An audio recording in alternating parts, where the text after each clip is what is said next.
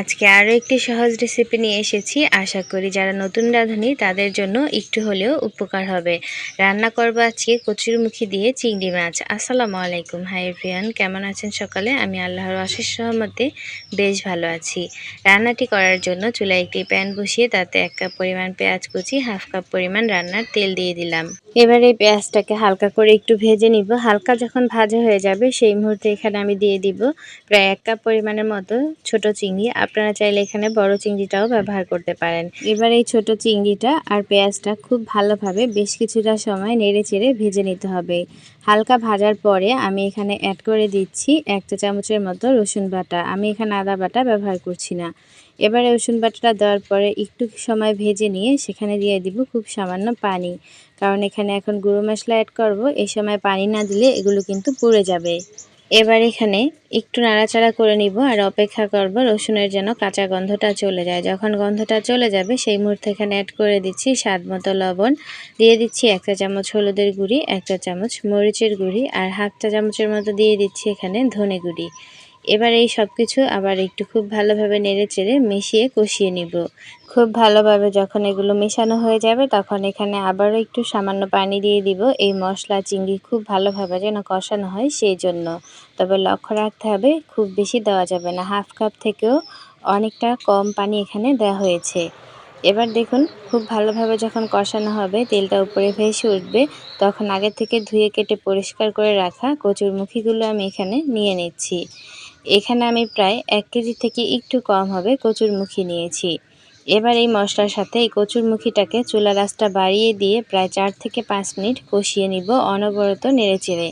আমি কিন্তু সেদ্ধ করে নিইনি, অনেকে এই কচুরমুখীটা রান্না করার আগে সেদ্ধ করে নেয়, তবে আমার কাছে সেটা ভালো লাগে না। আমি এইভাবে সরাসরি রান্না করতেই পছন্দ করি। খুব ভালোভাবে যখন এগুলো কষানো হয়ে যাবে তখন এখানে আমি অ্যাড করে দিচ্ছি পানি।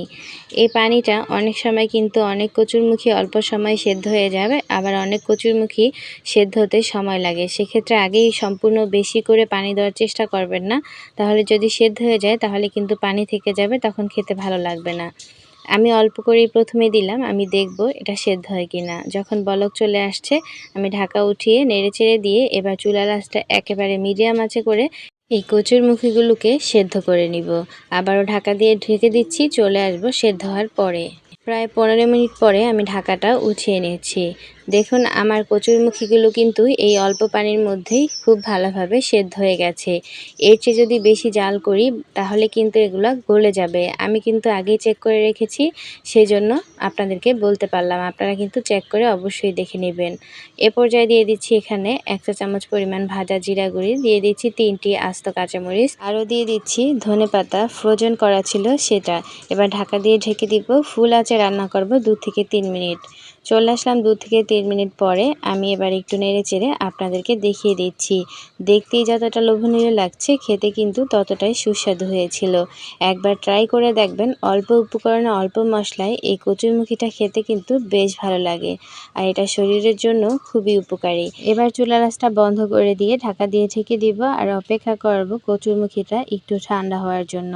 চলে আসলাম, আমি ঢাকাটা উঠিয়ে নিচ্ছি। এবার একটা সার্ভিং প্লেটে আমি এই কচুরমুখীটাকে নিয়ে নিচ্ছি। দেখতেই পাচ্ছেন এটা কিন্তু বেশ অনেকটা ঘন হয়ে গেছে, তবে আপনারা যদি একটু ঝোল ঝোল খেতে চান সেক্ষেত্রে কিন্তু একটু ঝোলটা বাড়িয়ে রাখতে পারেন। আমি এবার বাটিতে নিয়ে নিচ্ছি। আমার আজকের রেসিপি যদি আপনাদের কাছে ভালো লেগে থাকে তাহলে অবশ্যই লাইক কমেন্ট শেয়ার করবেন, অন্যদেরকে দেখার সুযোগ করে দিবেন। আমি আজকের মতো বিদায় নিচ্ছি। সেই পর্যন্ত সকলে ভালো থাকবেন, আমার জন্য দোয়া করবেন। আল্লাহ হাফেজ।